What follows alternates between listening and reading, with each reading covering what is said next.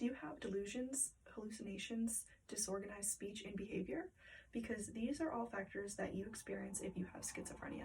So today I'll be taking you through the inside of a schizophrenic's brain and the facts that most people are not aware of.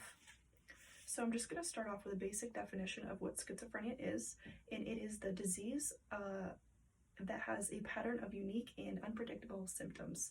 So it is derived from the Greek word schizo, meaning split, and friend, meaning mind. So just a little history. So according to an article written by psychiatrist Renee Fabian, schizophrenia was first described by Dr. Emil Kraepelin in the 19th century. He was the first one who popularized this as the director of a psychiatric clinic at the University of Estonia. And people who suffered from this disease were placed in mental asylums. So just a little fact, the first insane asylum was actually in Massachusetts, was actually in Worcester. It was the Worcester State Hospital, and it was built in 1870 and it was closed in 1991.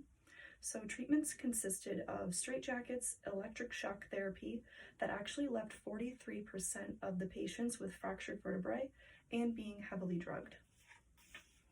So according to the American Addiction Center's resource, worldwide about 1% of the population is diagnosed, meaning 3.2 million Americans have this disorder, and about 1.5 million people will be diagnosed with this disorder in the US alone. So recent research is done, and that has shown delusions and hallucinations, and that is the main factor that psychiatrists are actually looking for. So delusions are known as thoughts with unrealistic meanings. So when going through an episode, people with this disorder tend to believe that there's someone else in disguise or someone very popular. And another type of delusion is the delusion of grandeur. And that is when an individual believes that they are more important than they actually are. And less common but very important is the delusion of persecution, which is when someone is convinced someone is plotting against them. And then on the other side, hallucinations are the perception that it can't possibly be real because there is nothing external to support them. However, to the person affected, they can be heard, seen, or even felt, even if nothing's there. So many will see objects change shape and size, and on some occasions, individuals will claim to hear voices in their heads telling them to commit certain tasks and crimes. And a lot of the problem is when they commit suicide, they actually hear the voice telling them to commit suicide. And then it is also common to have a flat effect, meaning depressive episodes where they don't feel anything at all.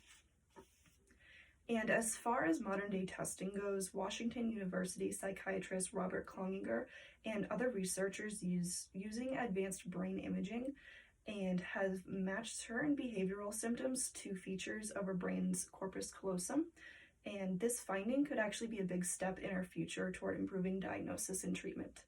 And we know that different sections of the brain show different forms of this disease now, and we actually found about 5 different subtypes of this disease.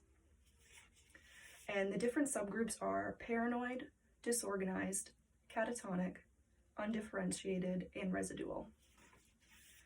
Unfortunately, the statistics on the webpage on What is Psychology Today, there's a strong linkage of schizophrenia and homelessness, and about 6% of them are actually living on the streets.